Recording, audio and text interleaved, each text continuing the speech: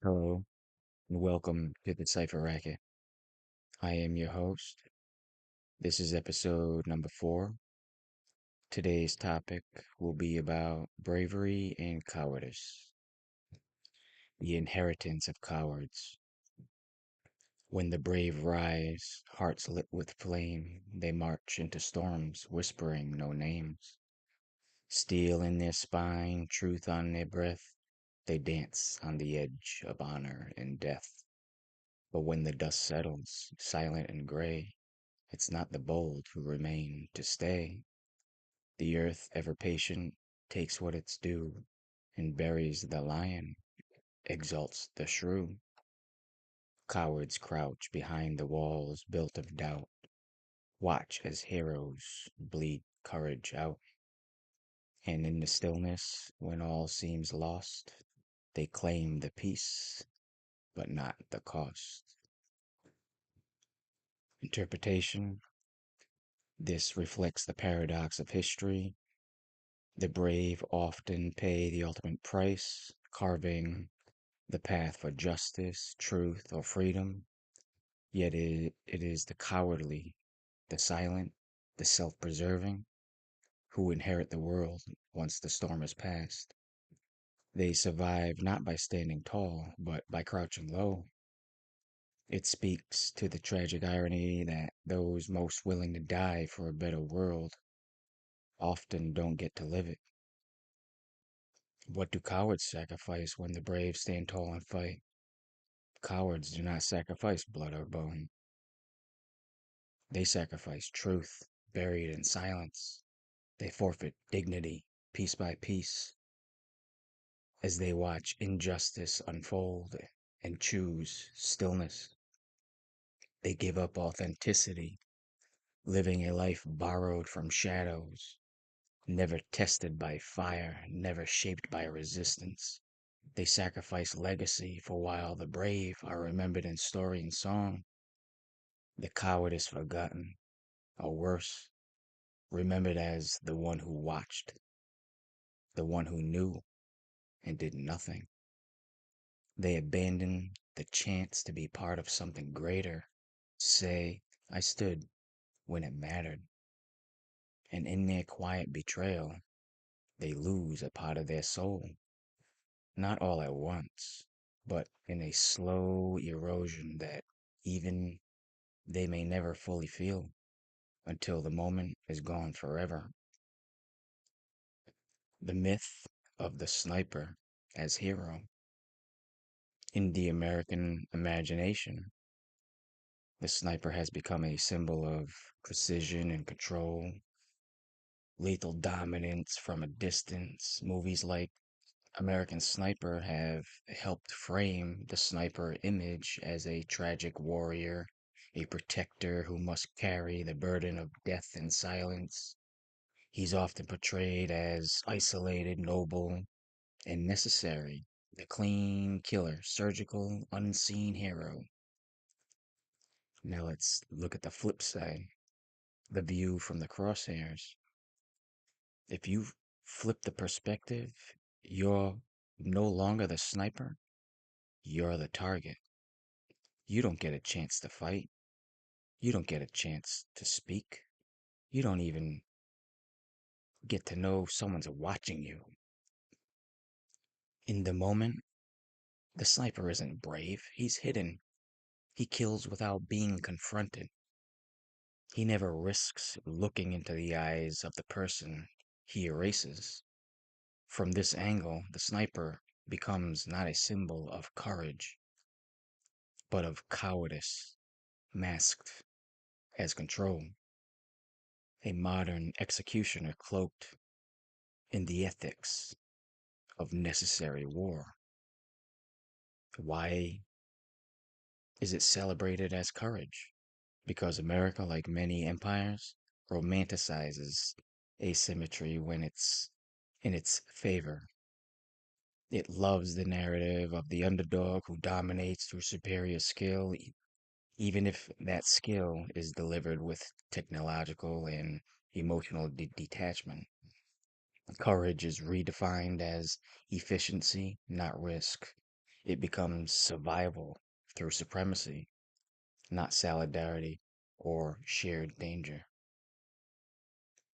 The moral dissonance. A society that celebrates snipers often punishes hand to hand violence as savage, criminalizes close range defense as irrational, ignores psychological cost of killing from a distance. And here's the uncomfortable truth: the sniper becomes the perfect soldier in a cowardly war, detached, obedient, unaccountable. America's obsession with snipers has nothing to do with courage at all. It's about control, myth making, and masking fear behind a scope and a uniform. The brave who actually stand up to fight are used as pawns on a chessboard, waiting to be moved by invisible hands. The spotlight that shines on our military today is supposed to symbolize glory and purpose, but it is also so bright that it blinds the brave to only focus on what's inside that light and not the darkness that surrounds and controls them. Most violence that is celebrated as bravery is actually predation cloaked in ritual, myth, or hierarchy. Whether it's a sniper pulling the trigger from a mile away, a mafia hitman shooting someone in the back of the head, a drone operator killing by joystick in an air conditioned trailer, it's the same structure: kill without risk, destroy without confrontation, win without revealing your hand. The mafia's myth of honor. The mafia loves to talk about respect, honor, and family, but their violence is overwhelmingly ambush style, backdoor, preemptive, and unannounced. They say things like, it's just business, but what they're really doing is avoiding a fair fight. They smile at dinner with you one night and erase you the next morning. There's no duel, no eye contact, no truth. And some people want to call that bravery? What if someone did the same to you? Oh wait, that's different, right? You know what real bravery looks like? Brave would be telling the person that you want to eliminate them to their face and then turn around and walk away. That's confrontation. That's exposure. That's a risk. Bravery isn't the ability to hurt somebody. It's the willingness to face someone fully, to be known, seen, and still stand in your truth, even if it costs you everything. But who does that? Almost no one, because most people who kill aren't brave. They're afraid, afraid of losing power, afraid of being outmaneuvered, afraid of being vulnerable. So they strike when backs are turned. They hide behind guns, systems, lies, and orders. Inversion of courage. Our culture often celebrates killers, snipers, hitmen, warlords, not because they are brave, but because they are efficient, emotionless, and obedient to a violent logic. True courage is very rare because it demands exposure, accountability, and presence. It means you might lose. It means facing the truth of yourself and your enemy face to face, breaking the illusion and disturbing the myth. What you call courage is often cowardice. with better PR. What you worship as strength is actually fear hiding behind force. Your heroes are killers without risk, and your enemies are the ones who dared to stand up. The myths will be disturbed, and people protect their myths the same way they protect borders, flags, and family names. Responses that will be faced: denial and dismissal. You're overthinking it. That's not how the real world works. You're just trying to be provocative. People will try to minimize the depth of my critique. People can't face a lie they lived by, especially if that lie has benefited them. Mockery. So what? You want to get shot in a duel instead? That's some fantasy honor code shit. When people don't have a real counter argument, they laugh because mockery feels safer than confronting moral erosion. You have anger, threatening not just ideology, but identity. Your symbols of strength are built on fear. To someone who believes in those symbols, that feels like a personal attack. Silence. This might be the most chilling response. Not disagreement, not debate, just avoidance. Because when you hit too close to the truth, people often fall quiet. And that silence says, I hear you, but I can't afford to agree. But here's what else will happen. Some people will wake up quietly, slowly, and they'll start seeing the lies too. Others, already uneasy with the myths, will find language in my courage. I may create a crack in the wall of others, and they will dig at it until the truth spills out.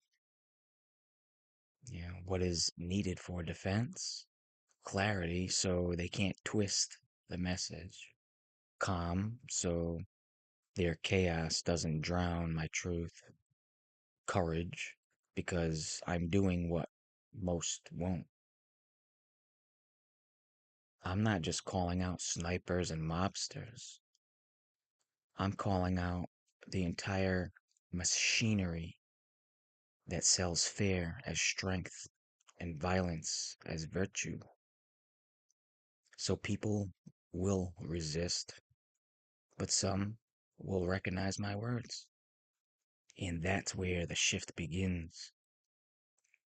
The essence of moral courage, not just calling out others, but holding yourself to the same fire, is the reflection others need to witness. I'm trying to break the loop by facing it head on. I'm not chasing purity, I'm chasing accountability.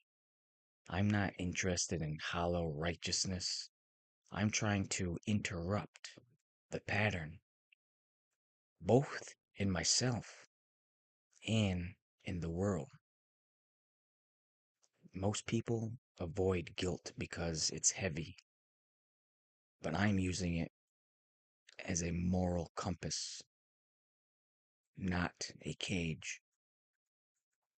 The truth about guilt, real guilt, earned guilt, is a mirror, and I'm turning that mirror outward, saying, if I can face what I've done, so can you, and so should you. I'm not asking the world to be perfect. I'm asking it to be conscious, to stop celebrating cowardice as courage, Stop rewarding violence done in the dark. Stop letting silence pass as innocence. I'm trying to make the world feel guilty, but here's the hard truth. Most people won't let themselves feel guilt unless they're already cracked open. But some will, and those are the ones who can help change everything. I'm not going to change the world all at once. Neither are you. But I can be the voice that won't shut up inside their heads. And so could you. Guilt is uncomfortable, but if guided by conscience, it becomes empathy, transformation, a break in the pattern. Want to know the most dangerous thing I'm doing? I'm telling the world you can choose something else. And that's terrifying to people who have built comfort on destruction, survival on silence, and pride on pretense. So here's a new kind of movement with a soul that's not based on dominance or tribal identity, but radical self confrontation, moral clarity, and unflinching responsibility. Moral mirrors. Core belief: guilt is not a weakness. Guilt is the first sign of awakening. We refuse to pass trauma forward, to silence conscience for comfort, or to let history repeat because we were too afraid to reflect. We are the mirrors. We are the ones who no longer hide behind roles, flags, orders, or history. We are the ones who choose to see even when it hurts. We've lied to survive, watched cruelty pass, and said nothing. But not anymore. We turn guilt into fuel. We use it to shatter illusions, not just outside, but inside. We do not chase perfection. We chase integrity. We believe bravery is telling the truth even when it isolates you. Cowardice wears many uniforms, some with medals, some with suits. Real justice begins when you hold the mirror to yourself first, and then turn that mirror to the world.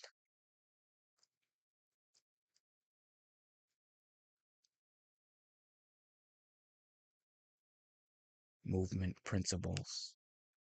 We own what we've done. We don't hide behind image. We examine ourselves before accusing others. We face discomfort because truth demands it. We call people in, not just out. Growth is the goal. We aim to leave something honest behind, not just survive a corrupt world. Not only are we mirrors, but we're also magnets. Magnets in the movement. Magnets don't just sit there, they act. They attract and they repel silently, but with force. In the moral mirrors and magnets movement, being a magnet means attracting truth and those who seek it. repelling deceit in those who thrive in it, drawing together allies who may have become scattered, pushing away toxicity without wasting energy fighting it. Examples of moral magnets in action: attracting courage. A whistleblower who risks comfort to expose corruption doesn't just reveal truth, they pull in other truth tellers who've been silent. Example: when one student speaks up about unfair treatment, others find the courage to step forward. Repelling manipulation. A leader who refuses to participate in rumor spreading naturally repels gossipers. Those with ill intent drift away. Example: at work, when you refuse to laugh at a cruel joke, the people telling them lose their power in your presence. Pulling together the like minded, social movements grow when people feel the gravitational pull of shared moral conviction. Example: the civil rights sit ins didn't just repel racism, they magnetized people toward unity and action, pushing away the hidden enemy, just like magnets push away same pole forces.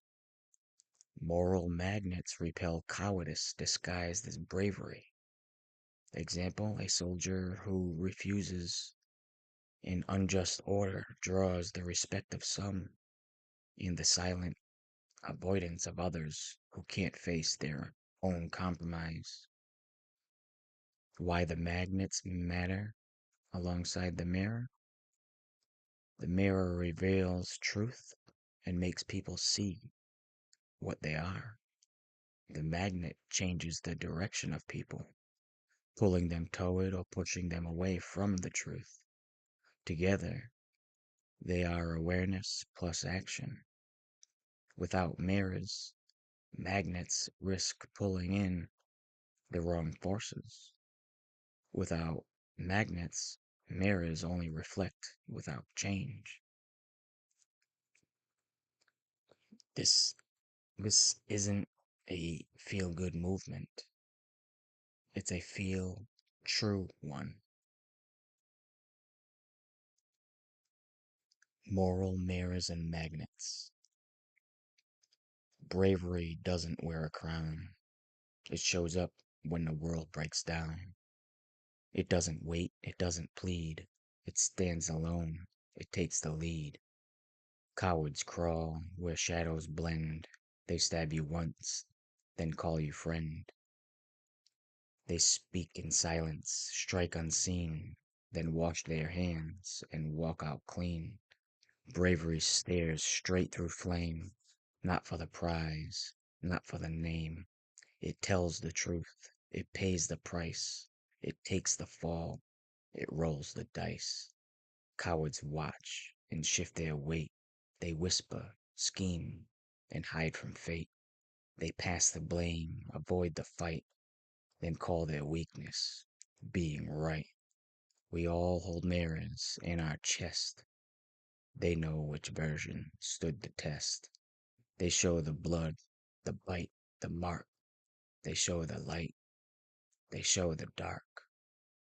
You can't lie to glass that's cracked. It reflects what courage lacked. Not the mask you wore in war, but who you were behind the door. And we are magnets, sharp with pull. We draw the fierce, repel the dull. We pull in pain, we pull in proof, we pull in those who chase the truth. But lies get pushed, and so do games, and cowards dressed in borrowed names. We don't bow down, we don't pretend. We feel the charge and break or bend. So stand your ground when no one claps, when silence falls and courage snaps. When all that's left is choice and fear, look in the glass. You're standing here. Be drawn to truth. Be pulled by fire. Repel the fraud. Reject the liar. The mirror sees. The magnet calls. Now rise or rot behind your walls. Today's topic about bravery and cowardice is because this needs to be exposed in this deceitful world we're living in. The inversion of courage. We live in a world that has confused courage with control. We glorify those who strike first and feel nothing. We call them heroes, warriors, defenders of freedom. Yet the truth hides beneath layers of pride and propaganda. Real bravery has been inverted into something colder, mechanical, and detached from conscience. A sniper kills a man from a mile away, and we called that brave. A drone operator rains death from a screen thousands of miles away, and it's praised as a protector. A hitman executes an order in silence and is labeled a mobster. Yet, when the same act is done in uniform, we call it duty. That's the inversion, the moral mirror flipped upside down. We reward detachment and punish empathy. We've turned killing into a job and feeling into weakness. Obedience is sold as bravery. Conscience is condemned as disloyalty. The illusion doesn't stop with governments and uniforms. It stretches into the streets and screens. We've turned killers into icons and dressed destruction in designer clothes. Mafia hitmen, cartel bosses, drug warlords are treated like legends, as if murder and fear were signs of strength. Movies romanticize their rise, songs glorify their empires, and the world mistakes brutality for power. But there's nothing brave about taking innocent life to prove you have power. We're an empire that's built on blood, fear, and silence.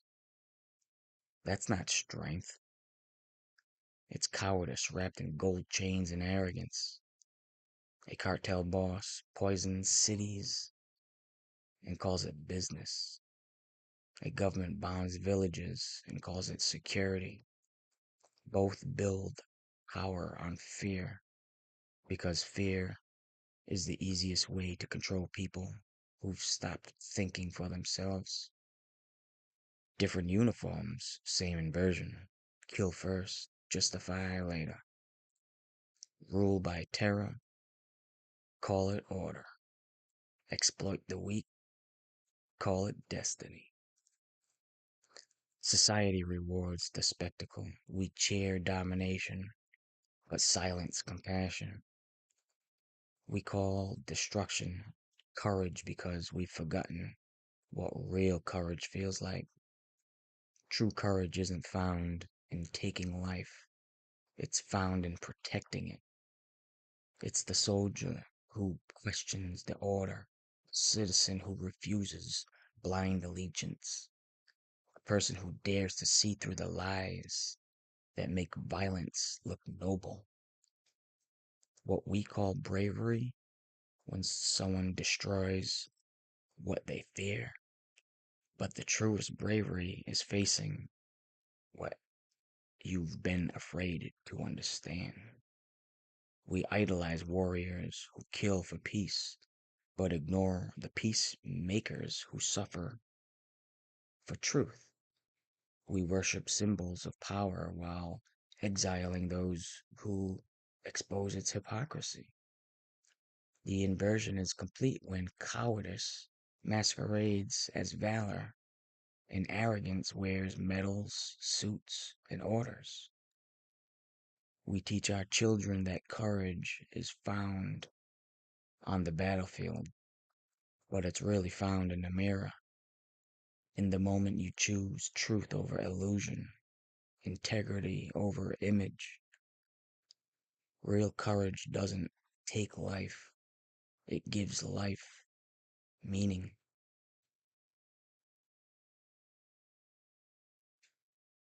So, what is self defense? True self defense, not the violence we call protection. We're taught that power protects us, that bombs, assassinations, and billion-dollar weapons keep the peace. But that isn't defense. That's domination disguised as safety. We've been conditioned to believe that killing from a distance is courage and endless war is stability. Governments call it security, corporations call it business, the public calls it normal. But what's really being defended? Not people, but power. Not freedom, but control. The simple truth, real defense doesn't destroy life to save it. That's insane. It doesn't waste trillions while communities crumble. That's insane. It doesn't hide murder behind flags or missions. That's insanity. True self defense is rooted in restraint, accountability, and protection, not aggression. It's the courage to de escalate, to protect without pride, to refuse blind obedience. It's investing in health, education, diplomacy, and community strength, the things that actually make us safe. We don't need more weapons, we need more awareness. We don't need to fight harder, we need to think deeper. Because every bomb dropped in the name of security creates more enemies than it destroys. True self defense protects life, not image, not money, not power. It begins where courage replaces fear and truth replaces illusion. Real defense builds, false defense destroys. Restraint is the highest form of strength. True defense starts with the truth. Be brave, protect life, not lies. Be brave enough to defend peace. Why be brave enough to defend peace? Because peace isn't passive. It's the hardest fight there is. It takes real courage to defend peace in a world addicted to conflict. Violence is easy. It demands no reflection, no accountability, no empathy. But peace requires all three. It's easy to pull a trigger. It's harder to pause. It's easy to bomb a city and call it security. It's harder to build trust and call it strength. It's easy to justify killing for power. It's harder to protect life for principle. Defending peace means standing against both sides of the racket. The political machine that profits from war and the cultural mindset that glorifies aggression as courage. It means refusing to be manipulated by fear, the favorite weapon of those who control through chaos. That's why peace requires bravery, because you'll be mocked for it. You'll be misunderstood. You'll be called weak by those too afraid to face their own weakness. But peace is not weakness, it's mastery over impulse. It's the refusal to mirror the madness. It's the ultimate act of self defense, protecting not just your body, but your conscience, your humanity, your truth. So when I say be brave enough to defend peace, it means don't let the world trick you into believing that destruction is strength. Don't let fear rewrite your morality. Don't let the noise drown out your sense of what's right, because peace doesn't defend itself. It needs brave souls who will.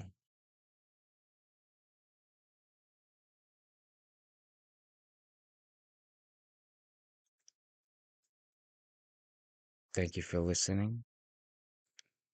I'll be back soon with more. So, again, welcome to the Cypher Racket. Welcome to the Renaissance. Welcome to the revolution.